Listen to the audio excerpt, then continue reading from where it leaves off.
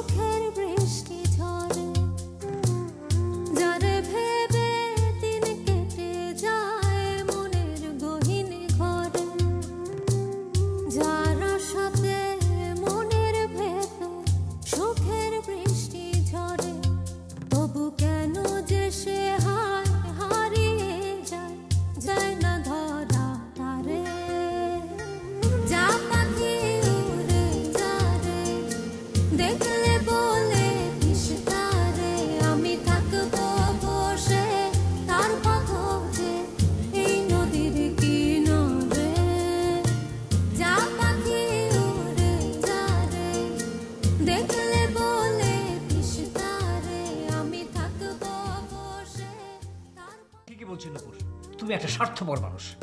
তোমার স্বার্থের জন্য একদিন তুমি আমাকে ফেলে চলে গিয়েছিলে, এখন আবার তোমার স্বার্থের জন্য তুমি আবার আমার কাছে এসেছো। জামিল, তুমি যা বলছো তাকে তুমি বিশ্বাস করো? অবশ্যই অবশ্যই আমি বিশ্বাস করি। তুমি আমার সংসারটাকে একেবারে নরক বানিয়ে দিলে। তুমি আর কখনো আমার সামনে আসবে না। আমি আসবো না, তুমি মরে গেলেও আমি আসবো না। আমাকে রিকোয়েস্ট করে কোনো লাভ নেই।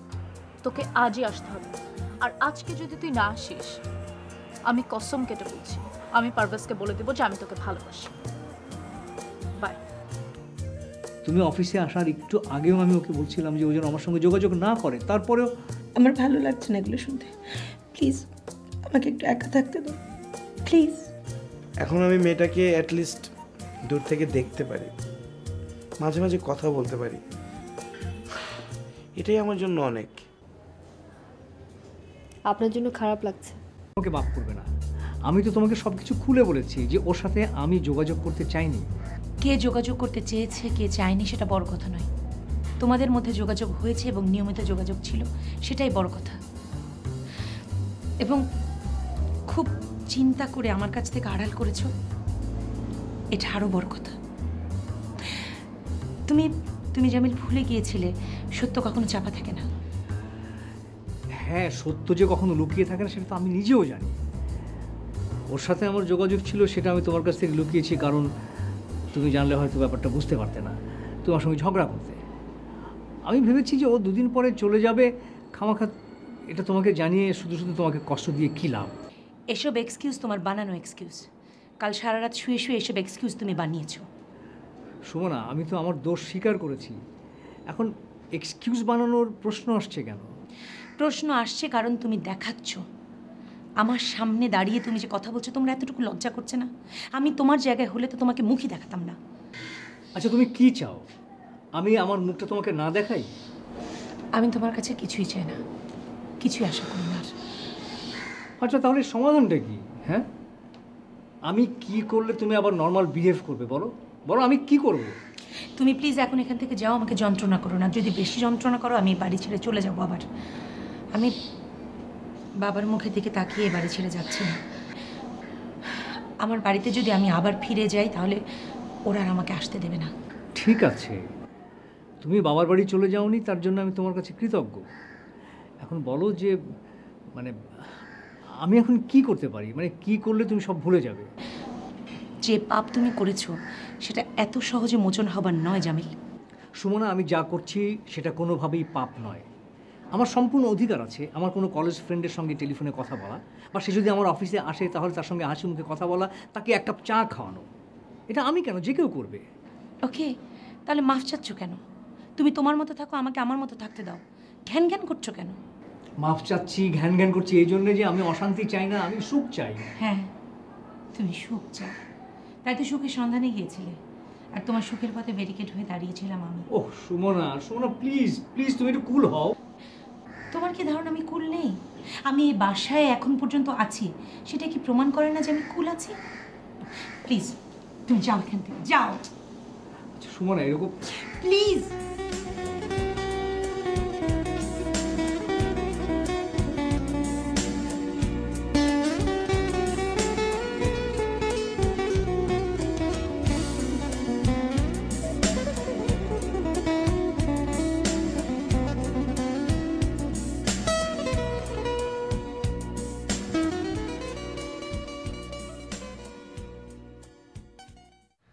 লালি, এই মোর দ্বারে তো আর ভালো ঠেকতে আসে না, মোর কিছুই ভাল লাগে না। মুই আর এই বাড়িতে থাকুন না, মোর খুব ডর করে। ডরাই না কোন হালকা, লেখাপড়া শিক্ষা শিক্ষিত হয়েছে। আমি যা কই হেডে শোন। এই এই তুই আমার টাকা দিবি কবে? কিসের টাকা রে? কিসের এত টাকা? কাম শেষ হয়েছে, কাম শেষ হলে না টাকা। কেমন কেন খবর নাই টাকা। তুই যে মোরে কি কামে লাগালি হে তো মোর মাথায় ঢুকতে আসে না। তোর কাম হইলেও আমি যেটা কমু হেডে হইল।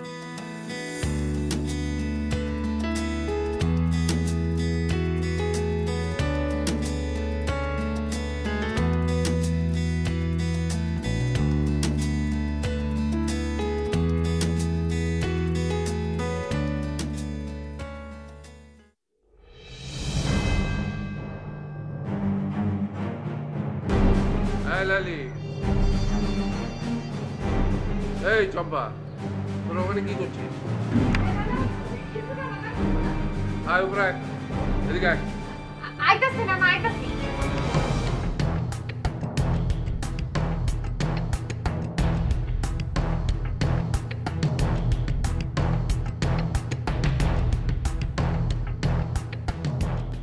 ওখানে কি করছিলি? কিছু না না, এই একটু সুখ দুঃখের গপ করতেছিলাম আর। সারা বাড়িতে আর কোনো জায়গা নেই? ওখানে কেউ যায়? ইয়া না, ওই বাড়ির সিপা সাপার মধ্যে খোঁজ করতেছিলাম আর কি, যে ঝামেলাটা কোনখানে। এবারে কোনো ঝামেলা নেই, ঝামেলা তোদের মাথায়। যা মাথা ঠিক কর। আচ্ছা না হেলে কি এবারে সকলের মাথায় ঝামেলা শুরু হয়ে গেছে? বেশি কথা বলবি না, যা কাজ কর। আচ্ছা এই না এখন কথা জিগাই। কি? যদিও কথাটা আমার মুখে মানায় না, তাও জিগাই, রাগ করেন না কিন্তু না। হ্যাঁ, এই বাড়িটা আপনি যার থেকে কিনছিলেন, মানে জমিটা যারা ছিল, হ্যাঁ কি টাকা পয়সা ঠিক মতো দিছিলেন? মানে কি দিব না কেন? না ওই মানে হ্যাঁ করার কোনো অভিশাপ টভিশাপ নাই তো? এই বাড়ি কি আমি নতুন কিনেছি? আর অভিশাপ যদি থাকেও তাহলে এতদিন পরে সেটা শুরু হলো? ও তাও তো একখান কথা। ওই না এই বাড়িতে কি কেউ গলায় দড়ি টড়ি দিয়ে মরছিল? তুই যদি মেয়ে না হয়ে একটা ছেলে হতে থাপ্পড় দিয়ে সব দাঁত ফেলে দিতাম। বদ কোথাকার। রাগ করেন কেন না? আমি তো আগেই কয়ে লইছিলাম যে রাগ করেন না। থাক না মোরা হন যাই, আমি রাগ করেন না, আমার পেশা উড়াইন না। এই চল। না আরেকখান কথা।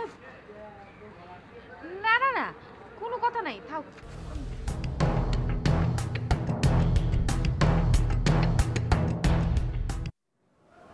কিরে ভাইয়া কোথায়? আছে কোথাও। শোন রুকু, তুই ভাইয়ের সাথে যা করছিস তা সত্যি অন্যায়। পৃথিবীতে কোনো হাজবেন্ডই তার ওয়াইফের এসব বিহেভ টলারেট করে না। ও করে, কারণ ও জানে যে আমি ওর অন্যায় টলারেট করি। এটা কিসের অন্যায়? উনি তোকে এখানে রেখে বিদেশে থাকেন, শখ করে থাকেন না? এমন তো না যে সে ওখানে বিয়ে করে আরেকজন বউকে নিয়ে সেখানে আছে, তাও তো না। তার কাজ ওখানে, সে ব্যবসা করে ওখানে, সে কি করে আসবে? এর জন্য তাকে ওখানে থাকতে হয়। তারপরে তো সে এবার বললো যে সে নাকি আর যাবেই না, একবারের জন্য চলে এসেছে। ভালো করেছে। অন্যায় করার কথা যদি বলিস তাহলে তুই করছিস। বিয়ের পরে তুই নিয়মিত আমার সাথে যোগাযোগ রেখে গেছিস, ভাই আসার পরেও তার সাথে তুই খারাপ ব্যবহার করছিস। সে তো তোকে কিচ্ছু বলছে না। এটা ওর প্রাপ্য, আর সেটা সে জানে, তাই আমাকে কিছু বলছে না। না, সে তোকে ভালোবাসে তাই কিছু বলছে না। কচু বাসে। সে যে তোকে কত শান্তিতে রেখেছে তুই কখনো বুঝবি না। আমার ভাবিরা একসাথে থাকে, ভাবিদের মধ্যে কত ঝামেলা, মার সাথে ভাবিদের ঝামেলা, কত রকম কমপ্লিকেশন নিয়ে তারা আছে। আর তুই তো অনেক শান্তিতে আছিস, তারপরে তোর এত কমপ্লেন। ওর চামচামি করা বন্ধ করতো। আমি কারো চামচামি করছি না, যা সত্য তাই বলছি। আসলে ভাইয়ার তো কোনো সমস্যা নেই, সমস্যাটা হচ্ছে তোর। তুই আসলে তাকে ভালোই বাসিস না। সে যখন তোর থেকে দূরে থাকে তুই বলিস দূরে থাকে কেন, ভালো লাগে না। আবার এখন যখন সে তোর কাছে এসে থাকতে চাচ্ছে তুই বলছিস আমার কাছে জেলখানা মনে হয়। সব সমস্যা, সব দোষ আমার, তোর তাতে কি? আমার তো কিছুই না, আমি তো সেটাই তোকে বারবার বোঝানোর চেষ্টা করছি আমার কিছু না। তারপর কেন তুই বারবার আমাকে ডাকছিস, কেন আমাকে এর মধ্যে জড়াচ্ছিস?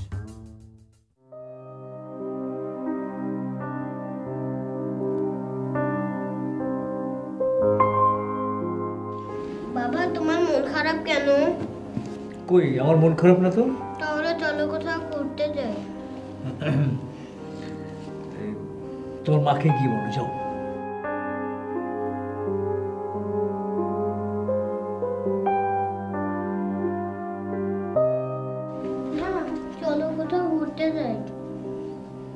কোথাও ঘুরতে যাবো না, তুমি বাবাকে বলে যে নিয়ে যেতে চাও।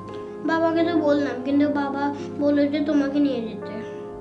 তুমি প্লিজ বাবাকে যে বলো তোমাদেরকে নিয়ে যেতে, আমার মন ভালো নেই, যাও।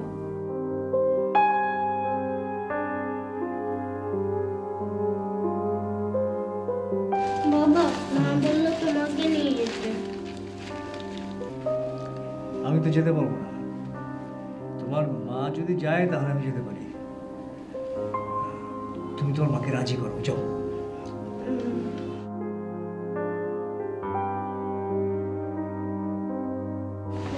বাবা বললো যে যদি তুমি না যাও বাবা যাবে না। তাহলে যাবার কোনো দরকার নেই, আমার যেতে ইচ্ছে করছে না, আমার ভালো লাগছে না। কিন্তু আমার বাসায় ভালো লাগছে না। তোমার বাসা ভালো না লাগলে যাও, ঘুমাও গিয়ে, যাও রুমে যাও।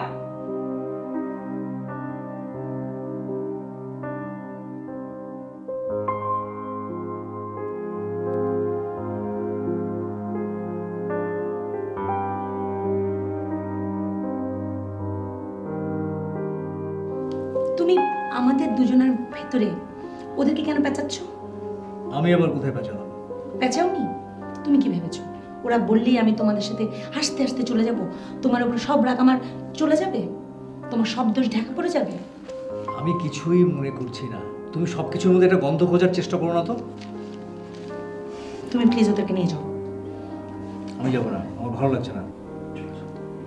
মাঝে মাঝে ভালো না লাগলেও বাচ্চাদের জন্য কিছু কিছু করতে হয় না। তোমরা আবিরকে কি বলেছো? মন খারাপ করে আছে কেন? ওকে বলো ঘুমালে মন ঠিক হয়ে যাবে, সবকিছু ঠিক হয়ে যাবে, যাও। ঘুমালেই যদি সব ঠিক হয়ে যায় তাহলে তোমরা একটু ঘুমাও প্লিজ।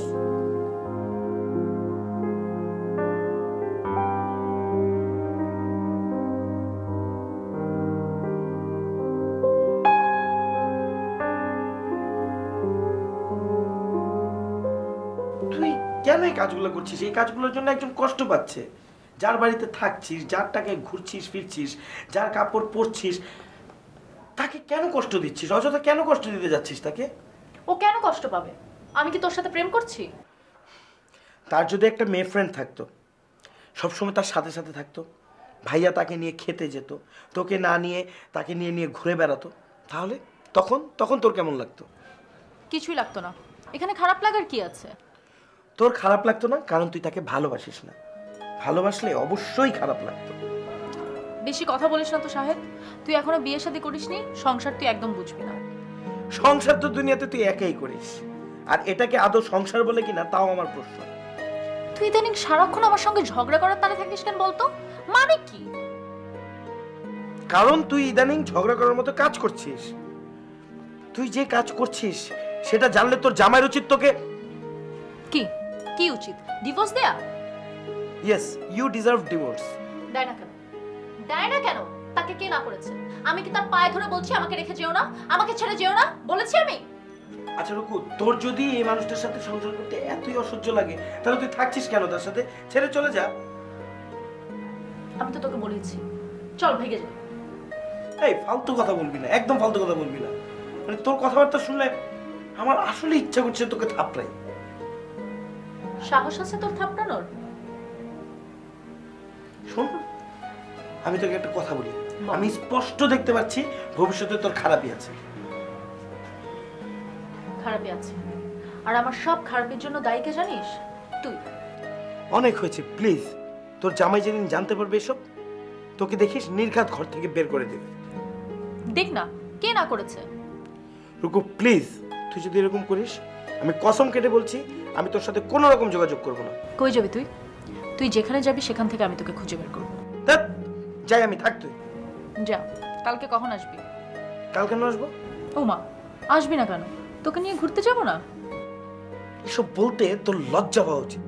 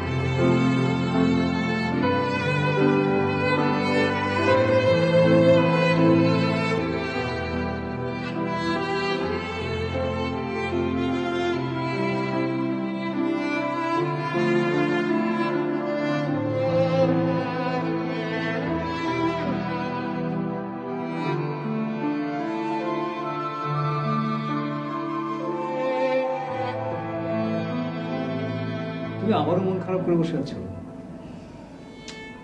এখন একটু ঠিক হও না। বাচ্চারা সারাদিন মন খারাপ করে থাকে তোমার এরকম মন খারাপ দেখলে। আচ্ছা আমি আর কতবার তোমাকে সরি বলবো বলো?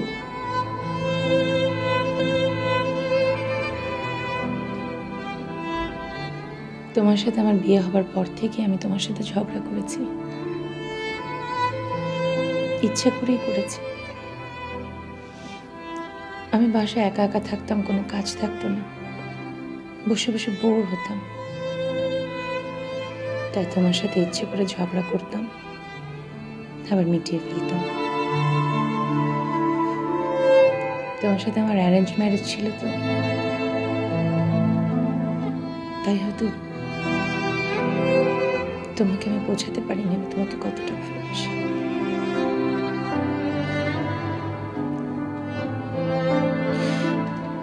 জামিল, আমি তোমার সাথে ঝগড়া করি, যাই করি, আমি তোমাকে অনেক ভালোবাসি।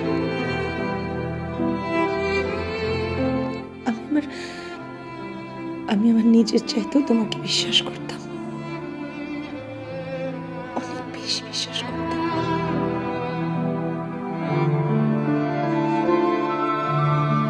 এই ঘটনাটায় ক্ষতি হলো এটাই যে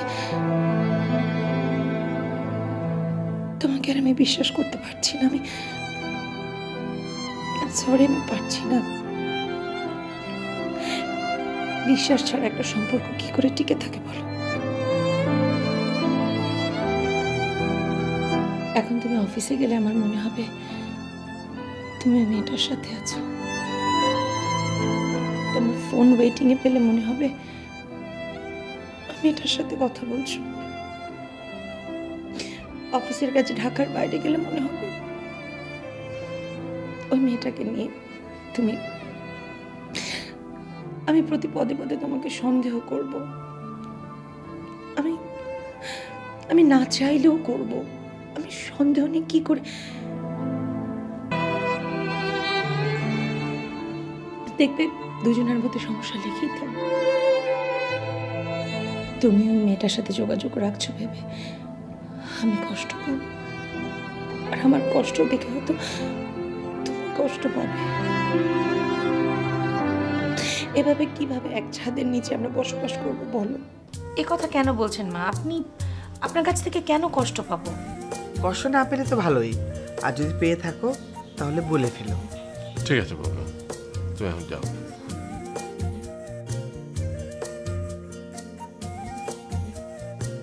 আচ্ছা ঠিক আছে, আমি যাই। যাই মানে কই যাবি? ওই মেয়ের বাসায়? আমি তো তোর মতো আজেরে ঘুরি না যে আমি ওই মেয়ের বাসায় যাবো, যত সব ফালতু কথা। বুঝি রে সাহেব, চোখ দেখলেই সবকিছু বোঝা যায়। তুমি এত ভয় পাচ্ছ কেন? চাইলেও অমনি বাড়ি বুঝে দিল, এত সহজ? না না, আমি কিন্তু আমার জন্য ভয় পাচ্ছি না, আর ও বললেই তার বাড়ি নিয়ে যেতে পারবে না। আমি ভয় পাচ্ছি আমাদের ছেলে মেয়েদের জন্য। আপনি বলুন, ইমরানকে আগে বিয়ে করেছিল, ওদের সংসার ছিল কতদিনের?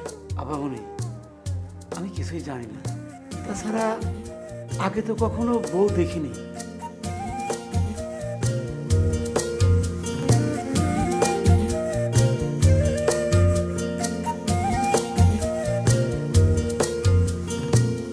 যারে ভেবে দিন কেটে যায় মনের গহীন ঘরে, যার আশা